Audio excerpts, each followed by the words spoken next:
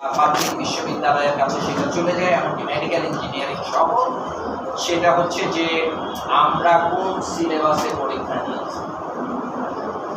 আমরা তাদেরকে চিঠি দিয়ে জানাই যে আমরা এই সিলেবাসে এই বাচ্চাদেরকে পড়িয়েছি, সুতরাং আপনি যে ভর্তি ব্যবস্থা করবেন সেটা এই সিলেবাসের আলোকে করবার জন্য অনুরোধ জানিয়েছি। যে এটা নতুন কারিকুলামের জন্য চর্চা মানে আপনারা হয়তো পান নাই, তো এইটা হচ্ছে স্বাভাবিক প্রক্রিয়া। সুতরাং নিশ্চিত থাকেন যে এখানে কোনো সমস্যা হবে না। আরেকটা এটার সঙ্গে রিলেভেন্ট যে বিদেশের বিশ্ববিদ্যালয়, আপনার বিদেশি বিশ্ববিদ্যালয়ে এখনো কোনো স্টুডেন্টকে আপনার জিপিএ 5 পেয়েছেন না কি পেয়েছেন সেটা দেখে ভর্তি করেন না, একদম নিশ্চিত থাকেন। তাহলে আপনার এখান থেকে জিপিএ 5ও যায়, জিপিএ 3ও যায় বিদেশে, আপনি দেখেছেন কিনা দেখেন। আপনার আশেপাশে বাচ্চাদেরকে দেখেন জিপিএ 3 নিয়ে দিয়েছে না, ও জিপিএ দেখে যদি ভর্তি দিত ঢাকা কলেজে, ঢাকা ইউনিভার্সিটি তো জিপিএ 5 ছাড়া ভালো সাবজেক্ট পায় না, তো ও জিপিএ 3 দিয়ে পায় কেমন বিদেশের ইউনিভার্সিটি? প্রশ্ন করেছেন কখনো নিজেকে? দেয় না। সে যেটা করে সেটা হচ্ছে যে তার সাবজেক্টের নিড অনুসারে প্রথমে বলে যে তোমাকে আইএলটিএস করতে হবে, করতেই হবে। আইএলটিএস এর একটা স্কোর না থাকলে সে আপনার জিপিএ 5 না প্লাস প্লাস যদি তো থাকে 5 প্লাস প্লাস তাও আপনাকে দিবে। আপনি যে গোল্ডেন বলেন গোল্ডেন থাকুক, তারপরেও যদি থাকে তাও সে আপনাকে অ্যাডমিশন দিবে না যদি আইএলটিএস এর আপনার স্কোর না থাকে। যদি সাবজেক্টটা এমন হয় যে সাবজেক্টে আরো নিড আছে, তাহলে সে বলবে জিআরই, জিম্যাট ইত্যাদি লাগবে, ঠিক আছে? এবং সেগুলো দেখে সে করে। এক। 2 নাম্বার হচ্ছে এই যে আমরা এসএসসি পরীক্ষা নিয়ে বলছি যে বিদেশে গিয়ে কিভাবে করবে। আমি জানি না যে আমার টার্গেট কি বিদেশে করার, এবং সেখানটায় আমি অস্ট্রেলিয়ায় গিয়ে দেখেছি যে অস্ট্রেলিয়াতে ইন্টারমিডিয়েটের আগে কোনো পরীক্ষা নেই, এসএসসির আগে কোনো পরীক্ষা নেই, কোনো পাবলিক পরীক্ষা নেই। এমনকি কোনো বইও ক্লাস 10 পর্যন্ত আপনি অস্ট্রেলিয়ায় গিয়ে খন্ডে হয়ে খুঁজেও পাবেন না। এলিমেন্টারি বুকস আছে, সেটা কোনো ক্লাস ইন করে না, এলিমেন্টারি। আর এইচএসসি সায়েন্স এর বিভিন্ন বই আপনি দেখবেন, HSC economics, HSC chemistry, HSC physics, এইসব বই পাবেন লাইব্রেরিতে গেলে, আর কোনো বই নেই। আমি অবাক হয়ে এক বাঙালি পরিবারের কাছে গেছি, ওনাদের বাচ্চারা পড়ে, তাদেরকে জিজ্ঞেস করলাম যে তোমাদের বইটা একটু দেখাও তো আমাকে। কি বই? বললাম যে টেক্সট বই, সায়েন্স এবং ম্যাথস। ও তো অবাক, ওর মার দিকে তাকায়। তো তখন ওর মা বলবে স্যার এখানে তো ওদের কোনো বই নাই, টেক্সট বই নাই। টেক্সট বই না, ও বাচ্চা 8-এ পড়ে, টেক্সট বই নাই মানে? বলে যে তাহলে ওরা কীভাবে পড়ে? বলে যে ওদের তো করে, ওরা ক্লাসেই করে, যা করবার ক্লাসে করে, এবং যদি কোনো কিছু তাদের ইয়ে করবার দরকার হয় তাহলে টিচার ওটাকে হ্যান্ড আউট দিয়ে দেয়, সফট কপি দিয়ে দেয় অথবা হার্ড কপি দিয়ে দেয় যে এটা তোমাদেরকে পড়তে হবে। আপনার 10 পর্যন্ত কোনো বই নাই, এসএসসি বলে কোনো পরীক্ষা নাই, তাদের এইচএসসি পরীক্ষা আছে। আমি একটা স্টেশনে গিয়ে ট্রেনে উঠবার জন্য অপেক্ষা করছি, বাইরের দিকে তাকায় দেখি লেখা আছে ইউনিভার্সিটি অ্যাডমিশন কলেজ। তো জিজ্ঞেস করলাম যে এটা কি জিনিস ইউনিভার্সিটি অ্যাডমিশন কলেজ? বলে যে এটা কোচিং। কিসের কোচিং করায়? ইউনিভার্সিটি অ্যাডমিশন টেস্টের কোচিং করায়। তার মানে ওখানে এইচএসসি পাশের ভিত্তিতে ভর্তি করা নেই, ইউনিভার্সিটি অ্যাডমিশন টেস্ট হয় একটা। সেটা কোনো ইউনিভার্সিটির না, নির্দিষ্ট ইউনিভার্সিটির না, সকল ইউনিভার্সিটির জন্য একটাই পরীক্ষা হয়, এবং সেখানে তার অ্যাপটিটিউড টেস্ট হয়, এবং সেখানে তার ক্রেডিবিলিটি কোন কোন জায়গায় এবং তার দুর্বলতা কোন জায়গায় সেগুলো চিহ্নিত করে দিয়ে দেওয়া হয়, যেটা এখন আমাদের রিপোর্ট কার্ড যেটা আছে সেটাতে পরিষ্কার বলা থাকে। আমার এখন 8-এর সার্টিফিকেটেও সেটা বলা থাকবে যে তার ক্রেডিবিলিটির জায়গা কোথায়, তার দুর্বলতার জায়গা। এবং সেভাবে এই সার্টিফিকেটগুলো এখন আমাকে বলেন যে অস্ট্রেলিয়ার বাচ্চাটা অস্ট্রেলিয়ার ইউনিভার্সিটিতে ভর্তি হতে গেলে যদি ওরা বলে যে তুমি তো এসএসসি পাস করো নাই, তোমাকে ভর্তি করাবো না, এটা করবে? করবে না। ক্যানাডাতে ওরকম কোনো এসএসসি পর্যন্ত কোনো পরীক্ষা নাই। পৃথিবীর অধিকাংশ উন্নত দেশে 11 বা 12-এ একটা পরীক্ষা হয়, তার আগে কোনো পরীক্ষা নাই। আমরাও হয়তো রাখতাম না যদি আমাদের এখানকার দীর্ঘদিনের ট্র্যাডিশনটা না থাকতো। আমরা সেটাকে ধরে রাখবার জন্য রেখেছি, হয়তো 10 বছর পর 15 বছর পর আমরা এসএসসি পরীক্ষাটা করতে, এবং তখন হয়তো আমাদের ওই শুধুমাত্র 12 ক্লাস সেটাই থাকবে। কারণ এই যে বক্সের ভিতরে থেকে আপনি চিন্তা করছেন এটা কি হবে ওটা কি হবে, সেগুলো আসলে আমি পরে কথা বলবো, সেগুলো আসলে কোনোটাই আপনার এই বক্সটা থাকবে না। আপনি যে মনে করছেন যে ডাক্তার কিভাবে হবে, ইঞ্জিনিয়ার কিভাবে হবে, ডাক্তার ইঞ্জিনিয়ারিং করবার জন্য যে আপনার বাচ্চারা এত দৌড়াবে সেই কথাও আপনি বিশ্বাস রাখবেন না। কারণ আপনি যদি উন্নত দেশ হয়ে যান তাহলে সিচুয়েশন পাল্টে যাবে। আমি অস্ট্রেলিয়ায় গিয়ে জিজ্ঞেস করলাম যে ওরা এত বাচ্চা বিভিন্ন দেশ থেকে ওই যে মানে ওরিয়েন্টেশন, বাচ্চাদের ওরিয়েন্টেশন, সেখানে গেছে, দেখলাম যে সবই বাইরের দেশের বাচ্চারা, ওদের দেশের বাচ্চারা। জিজ্ঞেস করলাম যে ঘটনাটা কি, তো তখন বলে যে এদেশের বাচ্চারা, ওদের দেশের বাচ্চারা, ওরা ইউনিভার্সিটিতে পড়তে আসে, ওরা কি করে ইন্টারমিডিয়েটের পরে ওরা টেকনিক্যাল এডুকেশনে চলে যায়, প্লাম্বিং, ওই যে পাইপ ফিট করে যে তাদের, ইলেকট্রিশিয়ান, বিভিন্ন মেকানিক্যাল কাজ, ওটা 3 বছরের একটা কোর্স আছে, অনেক কষ্টকর সেটা। কারণ ওখানে আপনি ইলেকট্রিশিয়ান হতে গেলেও কতগুলো কমপ্লায়েন্স আছে, আপনার কতগুলো ইকুইপমেন্টস নিয়ে, কতগুলো সেফটি সিকিউরিটি মেজার্স নিয়ে ওই কাজটা করতে হবে, এবং ওখানে কোনো রকমের ত্রুটিপূর্ণ কাজ আপনি করতে পারবেন না, একেবারে পারফেক্ট কাজ করতে হবে। তো সেই লাইসেন্সিং এর জন্য তারা ওটা করে। এরপরে কেন ওটা করে? কারণ ওরা মনে করে যে ওই বিশ্ববিদ্যালয়ে পড়ে আমি তো চাকরি বাকরি করতে যাবো কেন, আমি স্বাধীনভাবে কাজ করব, আমার লিবার্টি থাকবে, আমার যখন ইচ্ছা তখন আমি কাজ করতে পারবো, এবং ওই কাজগুলোর পয়সা ওই ইউনিভার্সিটির শিক্ষকের চাইতে বেশি। মানে ওদের প্রত্যেকটা বাসার সাথে কিছু অংশ খালি থাকে, ওটাকে পরিষ্কার রাখতে হয় বাধ্যতামূলক, অপরিষ্কার হলে সিটি কর্পোরেশন তাকে ফাইন করে। ওইটা পরিষ্কার করবার জন্যে আমি যে বাসায় গেছি তারা বললো যে 2 মাস পর পর $300 দিতে হয়, 3 ঘন্টার মতো সে কাজ করে, সব কিছু পরিষ্কার করে দিয়ে ফেলে টেলে দিয়ে পরিষ্কার করে দিয়ে যায়। $300 3 ঘন্টা কাজ। আর ওরা যে চার্জ করে, আমি যার বাসায় গেছি সে ব্যাংকে চাকরি করে, তারা যে কাজ করে এবং সেটার জন্য ব্যাংকিং প্রফেশনে ব্যাংকের অফিসার হয়ে তারা পার আওয়ার পায় $60, আর ও পার আওয়ার $100 করে $300 নিয়ে যায় ওই লার্জটা। এরকম প্রত্যেকটা কাজে অনেক বেশি টাকা আয় করা যায় ওইসব জায়গাতে, এবং সেই জন্য ওই ইউনিভার্সিটিগুলো এখন বেঁচে থাকবার জন্য সারা পৃথিবী থেকে বাচ্চা নিয়ে যাবে, এবং সেই জন্য যে বাচ্চাকে ইউনিভার্সিটি ভর্তি করায় সেই বাচ্চাকে ভিসা দিতে ওরা কোনো কার্পণ্য করে, দেখায় বড় রকমের কোনো সমস্যা না থাকে। কারণ হচ্ছে ওর ইউনিভার্সিটি চলতে হবে, ওর স্বার্থ আছে, ও এমনি আমাদেরকে জায়গা দেয় না, পয়সা দেয় আমরা, ওর ইউনিভার্সিটি চলে আমাদের পয়সা। এবং সেই জন্যে ধরেন যে আমার এখানে জিপিএ 5 আছে, একই সাথে আফ্রিকার একটা দেশ থেকে একটা বাচ্চা আছে, সে ফার্স্ট ডিভিশন পেয়ে আসছে, ও কি ওই দুটার মধ্যে তুলনা করে ভর্তি করাইছে না? সো আমরা যে কথাগুলো বলছি সেগুলো হচ্ছে আমাদের চারপাশে আমরা যেটা দেখি, ঢাকা ইউনিভার্সিটিতে ভর্তি হওয়ার জন্য হাজার হাজার লক্ষ লক্ষ বাচ্চা সবাই করছে, তাহলে এখান থেকে কেমনে হবে, এই প্রতিযোগিতার কথা আপনারা মাথায় নেই, কারণ ওরা অ্যাপটিচিউড দিয়ে দেখায়। আমি দেখেছি যে আমি কলেজে সিটি কলেজে চাকরি করেছি, এক বাচ্চা সে হচ্ছে বড়ুয়া, তাকে জাতীয় বিশ্ববিদ্যালয়ে অ্যাডমিশন নিয়ে দিচ্ছে ইয়েতে ইসলামিক স্টাডিজ, ওখানে আরবি পড়তে হয়, পড়তে হয়, ও কি ইসলামিক স্টাডিজ পড়বে বলে? এটা কোনো কথা হইলো, এটা কোনো ভর্তি প্রক্রিয়া হলো? আমার এখানে যেটা চলছে এটা কোনো যথাযথ প্রক্রিয়া না, এগুলো সব ঠিক হবে, এবং সেটার জন্যও কাজ কিন্তু বিশ্ববিদ্যালয় মঞ্জুরি কমিশন ইতিমধ্যে শুরু করেছে। সো আপনি চিন্তা করেন না, আপনার বাচ্চার জন্য রাস্তা তৈরি করা সরকারের দায়িত্ব, আপনি শুধু আপনার বাচ্চাকে তৈরি করেন। আচ্ছা প্লিজ আরেকটা প্রশ্ন, আরেকটা প্রশ্ন জি প্লিজ। আমরা কোন রাষ্ট্রীয় এটা করলে উনি করতেছি? আচ্ছা বলেন। আমরা স্যার নির্দিষ্ট কোনো রাষ্ট্রীয় মডেলটা অনুসরণ করছি কিনা নাকি না? একদম না, মনে রাখবেন যে এটা কখনো হয় না, এটা কনটেক্সচুয়াল করা হয়েছে, এবং যদি বলেন এই মডেল আমাদের এখানে অনেক আগে থেকে অনুসৃত হয়েছে। আমার এখানে এই ব্রিটিশরা আসার আগে মক্তব ছিল, পাঠশালা ছিল, টোল ছিল, মন্দির ভিত্তিক শিক্ষা ছিল, মসজিদ ভিত্তিক শিক্ষা ছিল, সত্যি কিনা বলেন?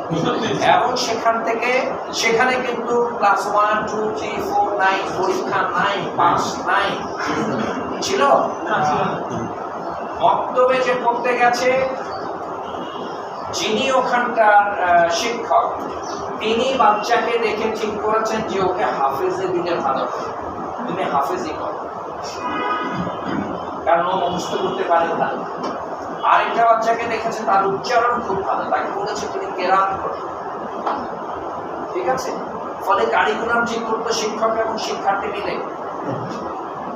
কি করবো আমি, কেন করবো, করে আমি কি হব, এগুলো ঠিক করতো শিক্ষক এবং শিক্ষার্থী মিলে।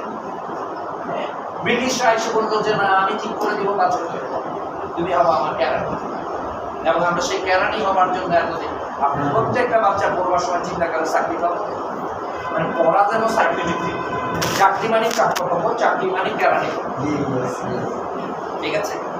সত্যি কিনা বলেন? আপনার চারপাশে কেউ কখনো মনে করে নেই যে আমি নিজে কিছু করি, আমরা মনে করতেই নেই। ফলে আমাদের এখানে কোনো ইন্ডাস্ট্রিও বড় ডেভেলপ করেনি, এখন করছে, করেনি কারণ হচ্ছে সবাই ট্রেনিং এ ব্যস্ত, যে কোনো রিস্ক নাই। কারণ আমি এন্টারপ্রেনার হইতে রাজি না, ও উৎপাদন করে ওর কাছ থেকে কিনে এনে আমি বেচতে পারি, কাজই নেই। এখন বাধ্য হয়ে ওটা দিয়ে যেহেতু কুলাইতে পারতেছে না, সেই জন্য কিছু কিছু করছে। সামনের দিনগুলোতে এই জিনিসগুলো আরো প্লিজ আপনাকে প্রথমে আমাদের চট্টগ্রামের শিক্ষক সমাজের আমি যে প্রশ্নটা জানতে চাই, এটা শুধু আমার প্রশ্নটা পুরো বাংলাদেশে যত মাদ্রাসার শিক্ষক আছে, এটা শুধু সম্পৃক্ত ছাত্র অভিভাবক সবার একটা প্রশ্ন। সেটা হচ্ছে আমরা যে আরবি সাবজেক্ট এবং সাধারণ সাবজেক্টগুলো প্রথম শিক্ষাক্রমের আলোকে পাঠ্যপুস্তক সাজানো হয়েছে, কিন্তু আমাদের আরবি সাবজেক্ট যেগুলো আছে মাদ্রাসার মধ্যে সেগুলো শিক্ষাক্রমের আলোকে সাজানো হয়, যার কারণে মূল্যায়ন এবং সব কিছুর মধ্যে আমরা দৈনিকের মধ্যে আমরা একটু অনিষ্ক্রিয়। ঠিক আছে, আমি বুঝতে পেরেছি আপনার প্রশ্নের। আমি বলি সেটা, আমরা যখন এই কারিকুলাম রিভিশনের কাজ শুরু করেছি 2017 সালে গবেষণা শুরু করেছি, হ্যাঁ, সেখানে আমরা এক্সিস্টিং কারিকুলামের কার্যকারিতা, সেটার বাস্তবায়ন সক্ষমতা, বাস্তবায়ন না হওয়ার কারণ, এগুলো অনুসন্ধান করেছি। সেই একই সাথে that was the first time in the history of Bangladesh যে আমরা প্রথম মাদ্রাসা কারিকুলাম নিয়েও একই গবেষণা করেছি 2017 থেকে 2019 সাল।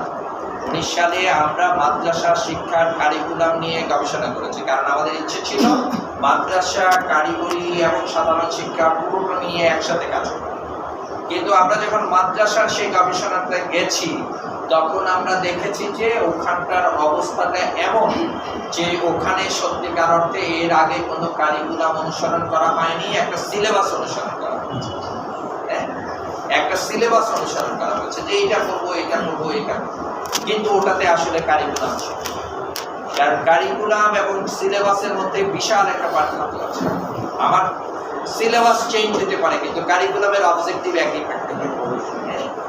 এবং কারিকুলামের পেছনে থাকে যে আমি আসলে কি শেখাতে চাই, এবং একটা জিনিস থাকে না, অনেক জিনিস শেখানো হয় একটা জিনিস দিয়ে। আপনি হয়তো জানেন না যে আপনি ওই জিনিস শেখাই দিচ্ছেন, কারিকুলাম ওভাবেই ডিজাইন করা থাকে।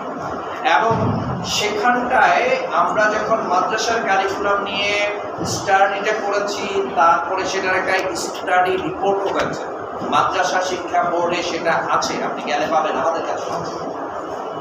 এবং আমরা সেটা মাদ্রাসা শিক্ষকদেরকে নিয়ে মাদ্রাসা শিক্ষা বোর্ড সহ একসাথেই করেছি।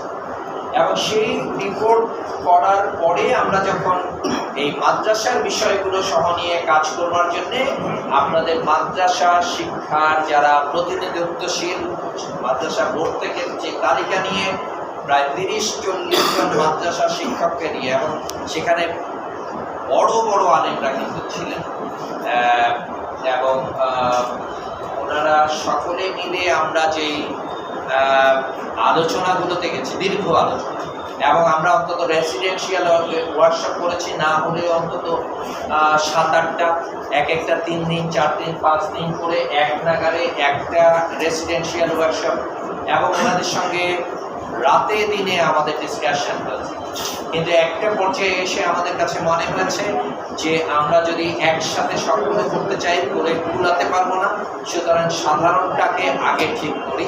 এবং অনেক কিছু আছে যেটা আমরা মাদ্রাসার শিক্ষকদেরকে বোঝাতে পারছি না, কারণ ওটার কোনো বাস্তব উদাহরণ সামনে ছিল না।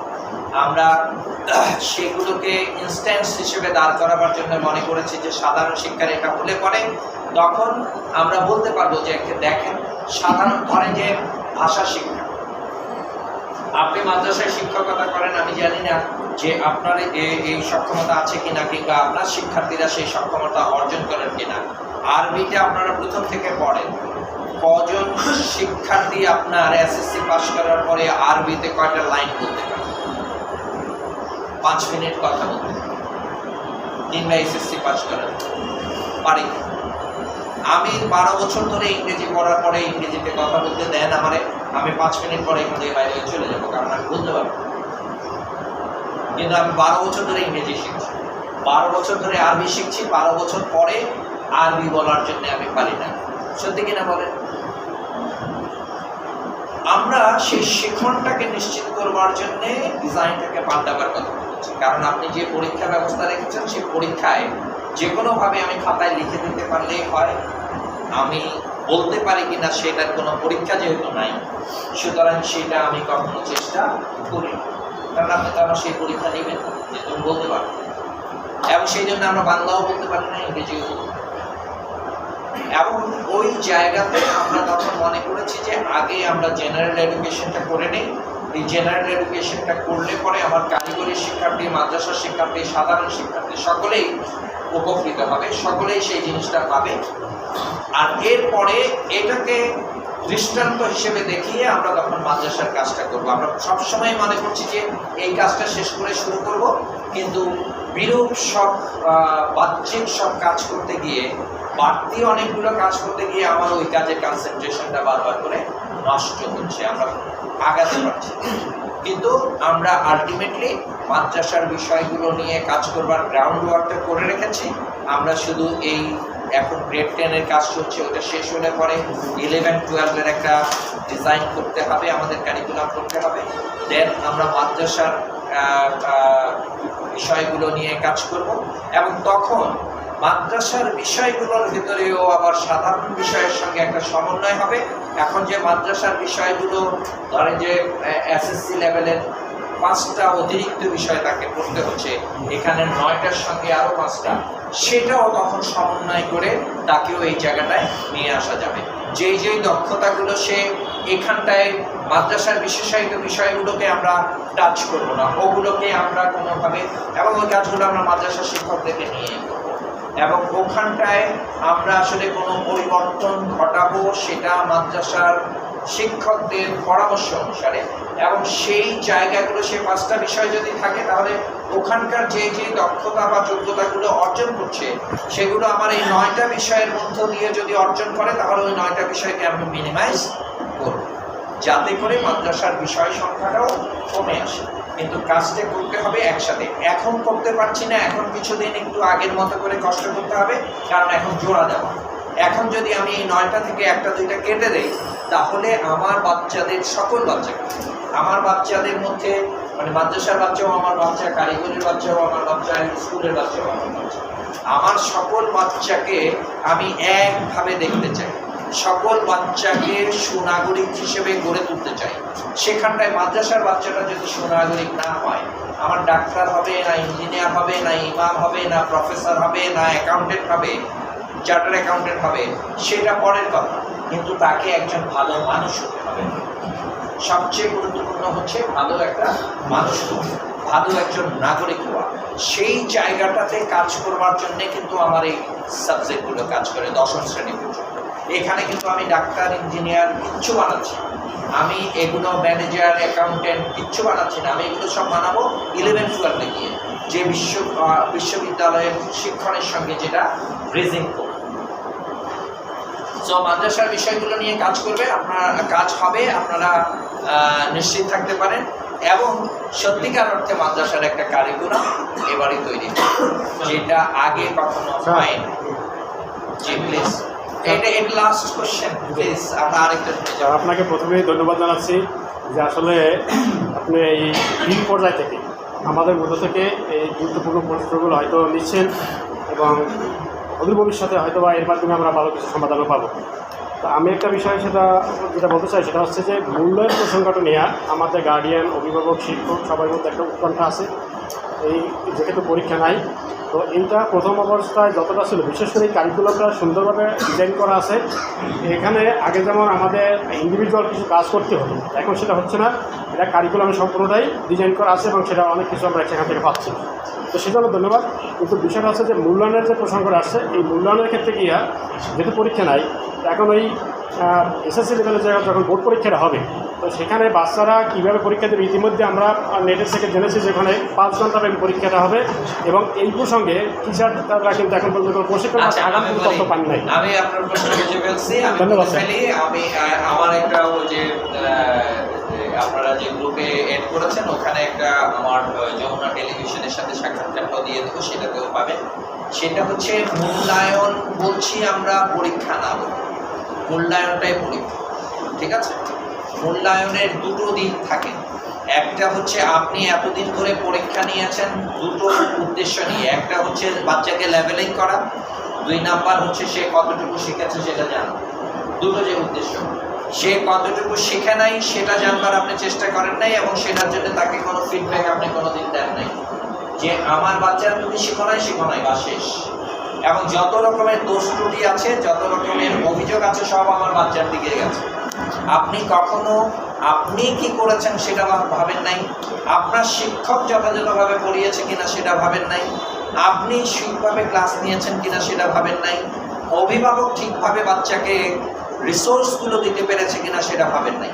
আপনি রেজাল্ট দেখে বলেছেন তুমি বাচ্চা খারাপ, তুমি ফেল করেছো, তুমি জিপিএ 5 পাও নাই, তুমি পড়ালেখা করো নাই, তুমি গাধা, তুমি বোকা, তুমি খারাপ। ঠিক? আর কাউকে কোনোদিন বলেছেন?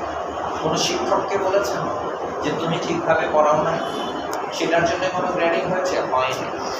আমরা দুটো কাজ করেছি। একটা হচ্ছে প্রতিযোগিতা করেছি বাচ্চাদের মধ্যে। কি জন্যে? আমার বাচ্চা কিন্তু অমুক স্কুলে পড়ে, অহংকার করবার জন্য করেছে। 2 নাম্বার হচ্ছে আমার বাচ্চা জিপিএ 5 পেয়েছে। ঠিক আছে?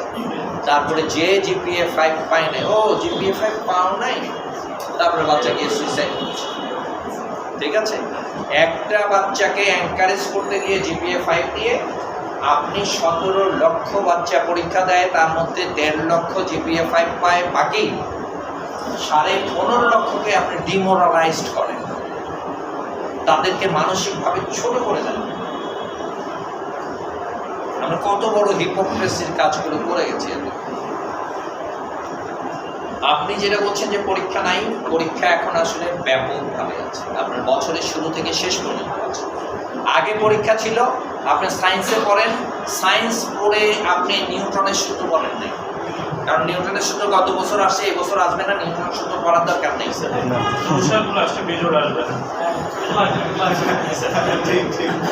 মানে আপনি চিন্তা করেন কত বড় হিপোক্রেসি। আপনি সায়েন্সে পাস করছেন, এটা গতবার আসে নাই, সুতরাং এই বছর পড়বেন না, গতবার আসছে এই বছর আসবে না, সুতরাং এটা পড়া না, আপনি হচ্ছে সায়েন্সের ইয়ে হয়ে গেছে।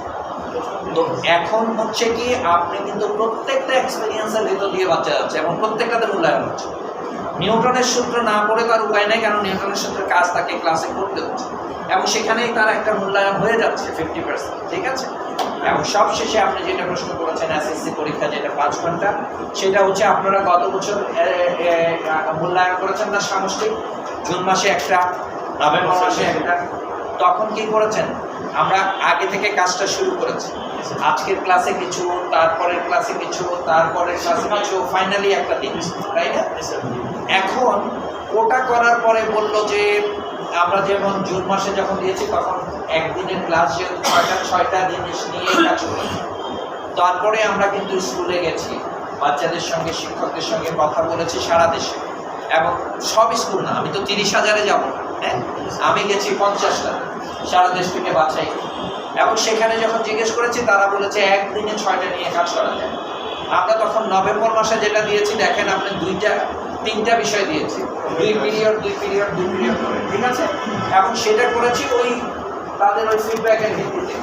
এবং তখন এরপরে আমরা কিন্তু আবার ফিডব্যাক নিয়েছি। গত ডিসেম্বরে যখন আপনাদের টিচারদের প্রশিক্ষণ হচ্ছিল, তখন টিচারদের কাছ থেকে কিন্তু আমরা গুগল ফর্মে ফিডব্যাক নিয়েছি।